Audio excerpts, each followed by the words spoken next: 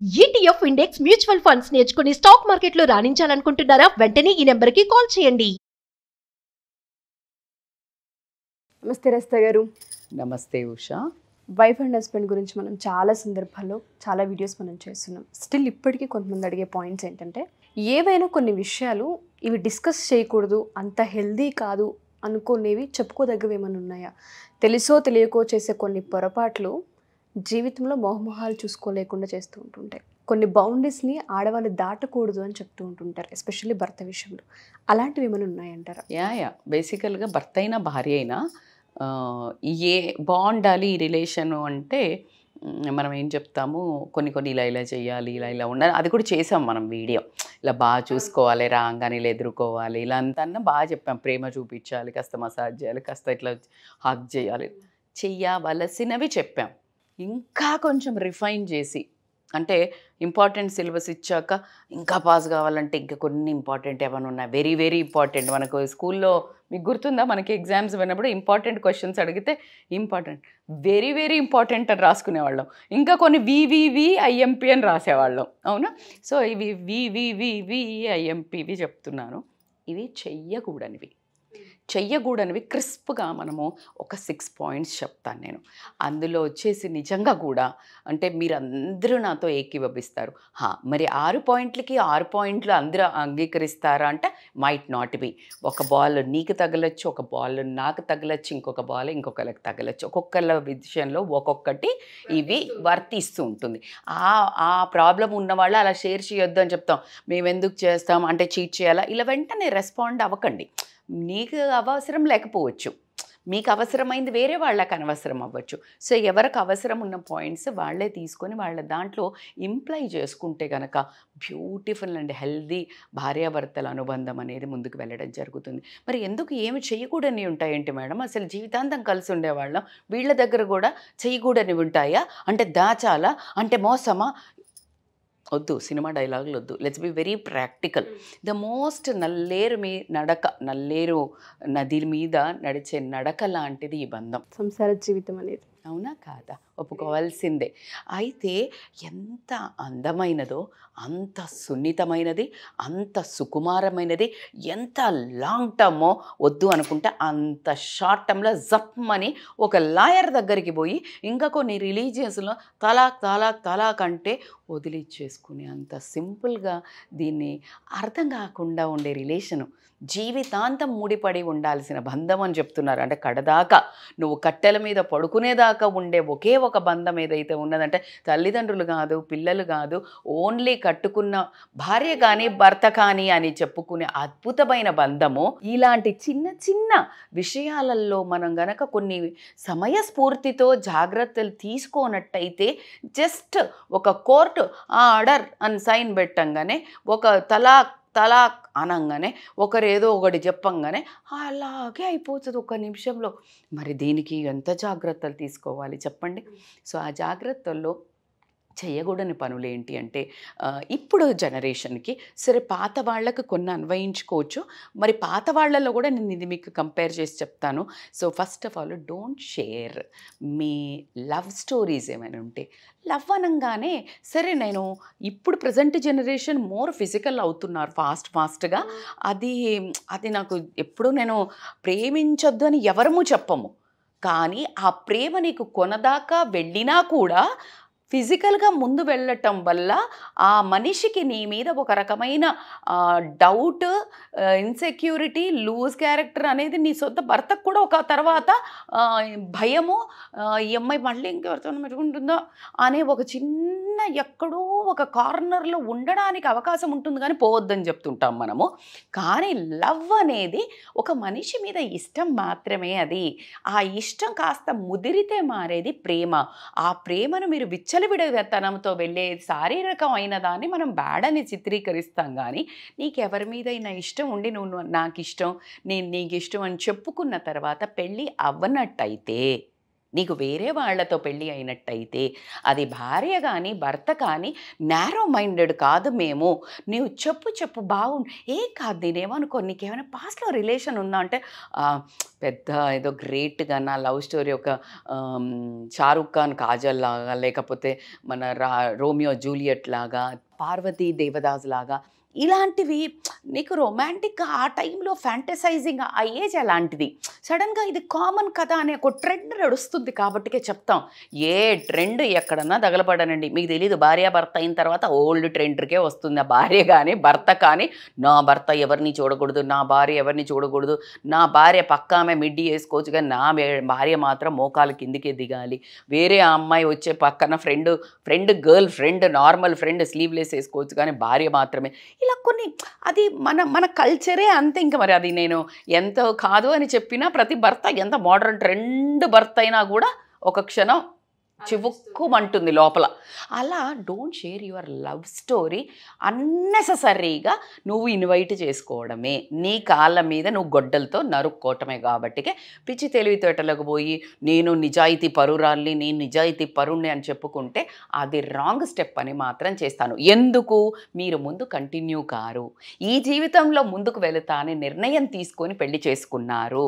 గతంలో జరిగిన గతాన్ని మీరు ప్రజెంట్లో తవ్వుకున్నా ఆలోచించుకున్నా మీ ఫ్యూచర్ ఏదైతే ఉందో అదే అగమ్య గోచరంగా మాత్రం తయారవుతుంది. So be careful, don't do that. And second వచ్చేసి ఇది చాలా ఇంప్లై చేస్తాను నేను, ఎందుకంటే మనకు తెలిసి తెలియని ఒక మూర్ఖత్వం అని చెప్తాను, కొంతమందిది అవివేకం అని చెప్తాను, కొంతమందిది చైల్డిష్నెస్ అంటారు, అమాయకత్వం అని చెప్తాను, ఓర్చుకోలేని తత్వము, ఓపిక లేని తత్వం, ఏదైనా కానివ్వండి. ఇరు వర్గాల్లో అబ్బాయిలదైతేనేమో జడ్జిమెంట్ అవ్వనివ్వండి, అంటే అల్లుడు అనే ఒక హోదా అవనివ్వండి, అత్తమామలను అమ్మాయి మోస్ట్లీ ఇది అత్తమామలదే అమ్మాయికి జరుగుతుంది 80%, 20% అబ్బాయిలు చేసే వాళ్ళది చాలా దారుణంగా ఉంటుంది. అత్తమామల మీద పదే కంప్లైంట్ చేయటం, తన తల్లిదండ్రి మీద, ఇరు వర్గాల తల్లిదండ్రుల మీద ఎప్పుడైతే కంప్లైంట్స్ ఉంటాయో ఒక కొంచెం వరకు సరేలే వినొచ్చు, అతి ప్రేమ ఉండటం వల్ల, భార్య మీద భర్త మీద ప్రేమ ఉండటం వల్ల కొంచెం వినొచ్చు, కొంచెం సమాధానించవచ్చు. కంటిన్యూస్గా కంప్లైంట్ చేయటం వల్ల మనస్సు ఒప్పుకున్నా, అంటే ఈ మనస్సు ఏదైతే ప్రేమగా ఒప్పుకున్నా మనిషిలో ఉండే జెనెటిక్స్ ఒప్పుకో. ఎందుకు జెనెటిక్స్ ఒప్పుకోవంటే ఈ తల్లి తండ్రి నుంచే నీ లోపల కణాలు ఉన్నాయి, ఆ బ్లడ్ వస్తుంది, ఆ బ్లడ్ ఒప్పుకోదు. ఒక రకమైన పెయిన్, అంటే ఓర్చుకుంటారు ఎక్కడో ఏంటి మా అంటే ఇప్పుడు నిన్నన్నట్టే, నీ తల్లిదండ్రుని అంటుంటే నిన్ను అన్నట్టే. సో ఆబ్వియస్లీ నువ్వు అక్కడ దాకా భరించినా ఇది భరించలేవు. ఏ ప్రపంచంలో మీరు గమనించండి, అబ్బా అసలు నా భర్త అద్భుతం, నా భర్త నన్ను ఇక్కడ పెట్టుకుంటాడు, నా భార్య అసలు బంగారు కొండ, అందగత్తె, రంభ, ఊర్వశి అనుకొని పడి చేసుకున్నా, ఎంత ఆస్తులను ఉండని, ఏం ఆయన అసలు అయితే బ్యాడ్ అసలు ఇట్లా చూసుకోడు, ఆయన అయితే టపలు ఇట్లా వేస్తాడు, 10 మంది చూడ వెంటనే నిన్ను తీసి గూట్లో పెడతాడు. అమ్మాయి కూడా అక్కడి నుంచి ఆ కిరీటాన్ని అలా కూలదొస్తుంది. సెల్ఫ్ అబ్సెషన్ ప్రతి ఒక్కళ్ళకి ఉంటుంది, సెల్ఫ్ డిఫెన్స్ పక్కన ఉంటుంది. ఖచ్చితంగా నువ్వు ఎప్పుడైతే పేరెంట్స్ని అంటావో అది జెనెటికల్గా కూడా ఒప్పుకోదురా. అందుకనే మహా ఎక్కువ గొడవలు అయ్యేది, కుటుంబాలు విచ్ఛిన్నమయ్యేది, కాపురాలు కూలిపోయేవి దీనివల్ల. వెరీ ఫ్యూ ఉంటారు తల్లిదండ్రులను ఇట్లా అన్నా కూడా భార్యకే సపోర్ట్ చేసి వాళ్ళని నిందించే వాళ్ళే ఉన్నారు. ఇక వాళ్ళరు సంఘజీవులు కాదు, సంస్కారం ఉన్నవాళ్ళు కాదు. ఎందుకంటే తల్లిదండ్రిని పదే నిందించటం వల్ల, అనవసరంగా నిందించటం వల్ల గురించి నేను మాట్లాడుతున్నాను. కంప్లైంట్స్, రియల్ కంప్లైంట్స్, అదే అత్తమామ బాగా ట్రబుల్ చేస్తే చెప్పటం వేరు, వాళ్లకు ఆపోజిట్గా చేసే వాళ్ళ గురించి మనం మాట్లాడుతున్నాము. సో కాబట్టికే ఇలా చేస్తే మాత్రం వాళ్ళకి ఏదో ఒక రోజు మీ మీద మమకారం చచ్చిపోయి ఖచ్చితంగా వికృతమైన డెసిషన్స్ తీసుకోవటము, మేబీ మిమ్మల్ని వదులుకోలేని సిచ్యుయేషన్, సంఘానికి అనుకూలంగా చేయలేని పక్షంలో వేరే వైపుకు, రిలేషన్స్ వైపుకి తొంగి చూడటం జరుగుతుంది. సో కాబట్టి బీ కేర్ఫుల్. అది కాకుండా ఇంకొకటి కంపేర్ చేస్తాం. 50 ఏళ్ల వయసు వచ్చిన వాళ్ళను కూడా మీరు గమనించి, నిన్ను చేసుకోకుండా ఫలానా సంబంధం నాకు వచ్చి ఉండే తెలుసా, నిన్ను చేసుకోకుండా ఆమెను చేసుకొని ఉంటే అనగానే ఈ ముసలంగా అని ఆమెకి మనస్సులో ఉండిపోతుందా లేదా? మీరు ఎవరినైనా అడగండి, ఉంటుందా లేదా? నిన్ను ఉండకుండా ఉంటే, ఆమెను చేసుకొని ఉంటే, నేను ఈయనను చేసుకోకుండా ఆయన్ని చేసుకుంటే నా సంసారం ఇట్లా ఉండేది కాదు అని అన్నట్టయితే కనుక ఆ మాట నువ్వు ఏ కోపంలో కానీ, ఏ ఆర్థిక సమస్యల్లో కానివ్వండి, ఏదో ట్రస్ట్ ఇష్యూస్లో కానివ్వండి, తాగుడు విషయంలో కానివ్వండి, ఈమె వంటల విషయంలో కానివ్వండి, అందంగా తయారీ విషయంలో, ఉండటం విషయంలో ఎక్కడ కంపేర్ చేసినా ఇది ఎక్కడ పడుతుందంటే బెడ్రూమ్లోకి వచ్చేస్తుంది. వాట్ దే విల్ థింక్ అంటే, ఓకే ఇంకా ఈమె మనస్సులో వాళ్ళు ఉన్నారు అంటే ఈ ప్లేస్లో కూడా she might be thinking of them. భారీ damage properly set. Don't you think? అది ఎక్కడికి వెళ్తుందంటే డిస్సాటిస్ఫాక్షన్ ఇన్ లైఫ్, రెసెంట్మెంట్.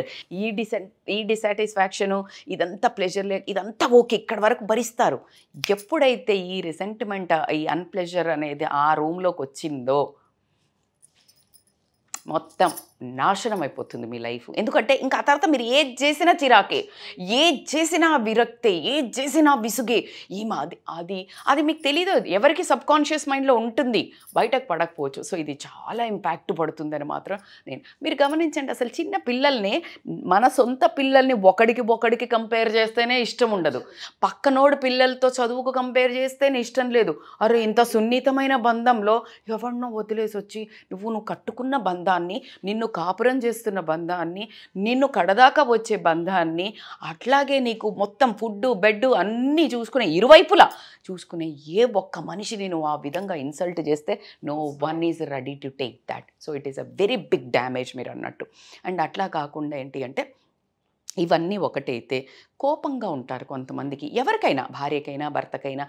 ఆమెకి పని చెయ్యలేక మొగుడు సహకరించకనో, ఆర్థిక సమస్యలు సహకరించకనో, తల్లి వైపు సహకరించకనో, పిల్లల వైపు కోపం వచ్చింది. సో ఆ టైంలో ఇంక నీకు ఏం చేత కాదు, నువ్వు ఏం ఆమె కోపంలో ఉన్నప్పుడు నువ్వు ఇంకా తనను గొడవ పెట్టుకున్నట్టయితే ఆ కాపురంలో ఎప్పుడు సుఖశాంతులు ఉండవు. ఇప్పుడు మీ హస్బెండ్ కూడా బయట నుంచి చాలా పని చేసుకొని రావచ్చు, ఒత్తిడి ఉండొచ్చు, తల్లిదండ్రుల నుంచి నీ పెళ్ళా మాట వింటున్నావు అనొచ్చు, అక్క చెల్లెలను విసిగిస్తుండొచ్చు, లేకపోతే పక్కన సొసైటీలో ఏదైనా పక్కన ఫ్రెండ్స్తో ఇబ్బంది ఉండొచ్చు. సో ఇట్లా ఇంత ఫ్రస్ట్రేషన్లో ఉన్నప్పుడు నువ్వు కూడా చేతగాదులే నీకు అని ఒక్క మాట అని చూడు. అసలు మనిషి ఇవన్నీ తట్టుకుంటారా? ఆ ఇద్దరు పార్ట్నర్లో ఎవరు దెబ్బ కొట్టినా కానీ అక్కడ కటాక్ అని కుప్పకూలిపోవటం జరుగుతుంది. అది మానసికంగా ఎప్పుడైతే మనిషిని దెబ్బతీస్తుందో, ఆత్మస్థైర్యాన్ని, ఆ కాపురం ఎప్పుడు వీళ్ళే నిలబడలేరు కదా. ఎప్పుడైతే వీళ్ళు నిలబడలేరో, ఇప్పుడు రెండిట్లా నిల్చోవాలి, వీళ్ళే నిలబడాక టకాన్ పడినప్పుడు this is again difference in the opinion. So it is a big damage అని అయితే చెప్తాను నేను. ఇంకా మీకు చెప్పాలి అంటే కనుక, ఇది చాలామంది చేస్తారు బేసికల్గా, బాడీ షేమింగ్ చేస్తారు. ఇది ఇంకా దరిద్రం. ఈ దరిద్రంలో మోస్ట్ ఆఫ్ ద పాయింట్ లేడీని చెప్తుంటారు. వీళ్ళంతా మనమధులు అనుకుని మన సినీ స్టార్లకి మాత్రం తగ్గరు, మోడల్స్కి ఏం తగ్గరు, రొమాంటిక్ అనుకొని ఆడవాళ్లను మోస్ట్లీ గమనించింది ఏంటంటే, ఆ ఆడ మనిషి నీ దగ్గరకు వచ్చాక కొంతమందిని మోస్ట్లీ వింటుంటారు, ఇంకెందుకు పెళ్ళైపోయిందంటే నా భర్తకి అందంతో కాదు, నా ఆత్మతో సంబంధము, నా మనసుతో సంబంధము, నా గుణగణాలతో సంబంధము అని అనుకుని ఈ శరీరాన్ని అనే ఆ పై మేకప్లను కానీ, ఆ పై దాన్ని కానీ కొంతమంది తీసేయటం లేదు. వాళ్ళకున్న స్ట్రెస్ ప్రకారమో, వాళ్ళ బాడీని ఆకృతిని సరిగ్గా ఉంచుకోవడానికి నా భర్తకి ఇప్పుడు నా ఫిజిక్ కంటే నా మనస్సు ఇంపార్టెంటు అని అనుకొని కాస్త ఆ ఫిజిక్ మీద ఇంపార్టెన్స్ పోగొట్టుకొని, లేకపోతే పిల్లలను కన్నందుకు హార్మోనల్ చేంజెస్ వల్ల లావ్ అవ్వటం కానీ, ఆ పిగ్మెంటేషన్ వల్ల స్ట్రెచ్ మార్క్స్ రావటం కానీ, బ్లాక్ అవ్వడం కానీ, రకరకాలు జరుగుతాయి లేడీకి. సో దాన్ని కంపేర్ చేసుకొని నువ్వు ఇప్పుడు బాగలేవు, నేను పక్కింటి వైపు తొంగి చూస్తా అనటము ఎక్కడి వరకు కరెక్ట్? అదేవిధంగా జెంట్స్ని కూడా లేకపోతే జుట్టు ఊడిపోయిందనో, లేకపోతే లావ్ అయ్యారనో, లేకపోతే ఆ టైంలో మా నాన్న అమ్మ వాళ్ళు చేయటం వల్ల ఒప్పుకున్నాను, ఇప్పుడు నచ్చలేదు అనో, ఏ రకంగా అయినా కూడా నువ్వు కనుక వీళ్ళను బాడీ షేమింగ్ చేస్తే సెల్ఫ్ రెస్పెక్ట్, ఆత్మస్థైర్యం మీద బాగా దెబ్బ కొట్టి వీళ్ళ ఇంపాక్ట్ మళ్ళీ మనం ఇందాక మాట్లాడుకున్నట్టు ఫిజికల్ రిలేషన్ మీద పట్టము. ఆ ఫిజికల్ రిలేషన్ డిస్సాటిస్ఫాక్షన్, రెసెంట్మెంట్ కానీ, అన్ప్లెజర్ ఉండటం వల్ల అది డింగమని తిరిగి పొద్దునకి ఖచ్చితంగా మీతో పాటు వస్తుంది. ఎలాగైతే చంద్రుడు పోయినా సూర్యుడు వచ్చినప్పుడు వెనకాల ఎలాగ ఉంటాడో ఆల్రెడీ ఉంటాడు ఆయన అంతే. అలాగే మీరు ప్రొద్దున జీవితంలోకి ఎంటర్ అయినా అది ట్రావెల్ చేసి డిస్సాటిస్ఫాక్టరీ ఉంటుంది. లాస్ట్ వన్ ఏంటంటే చాలా కష్టాలు వస్తాయి. చాలా జీవితంలో హనీమూన్ పీరియడ్ అనే పీరియడ్ ఏదైతే ఉంటుందో అది ఉన్నంత రోజీగా మొత్తం ఉంటుందా? ఇదేమన్నా కరణ్ జోహర్ మూవీయా? దాంట్లో కూడా ఉంటాయి ప్రాబ్లమ్స్. సో అట్లాంటి ప్రాబ్లమ్స్ వచ్చినప్పుడు నిన్ను చేసుకొని ఉండకపోయి ఉంటే నాకు ఆ దరిద్రం పట్టేది కాదు అన్న వర్డ్ యూజ్ చేయకూడదు. అది నీ చేతగానితనము. నిన్ను నమ్మి ఆడదైనా మగాళ్ళైనా ఇద్దరు ఒకరినొకరు అడుగు వేసిన తర్వాత అన్నీ బాగున్నప్పుడు ఇద్దరు కలిసి వెళ్ళేది జీవితం కాదు. కష్టసుఖాలలో ఎప్పుడైతే కలిసి ఒకరిని ఒకరు నిందించుకోకుండా నువ్వు కాకుండా వేరే వాళ్ళైతే నా జీవితం బాగుండేది, నువ్వు రాబట్టే నా జీవితం ఇట్లా తయారైంది, నిన్ను చేసుకోబట్టి అడక్క తింటున్నాను, ముందు బాగుండే, నువ్వే దరిద్రం, నువ్వే నాశనం, ఇలాంటి వర్డ్స్ వాడినాక ఎక్కడమ్మా ప్రేమ ఉండేది? ఎక్కడమ్మా జీవితంలో ఉండేది? సో కాబట్టికే ఈ మాటలు వాడకుండా గనక మీరుండి ఇలాంటి మీ జీవనంలో ఏ సమస్యలైనా కూడా ఇవి తీసుకెళ్ళి మీరు బయట పరులకు no middle man in this 2 souls ఉన్నంతకాలం మీ కష్టాలు ఎప్పుడు గోడ దాటి బయటికి వెళ్ళవు.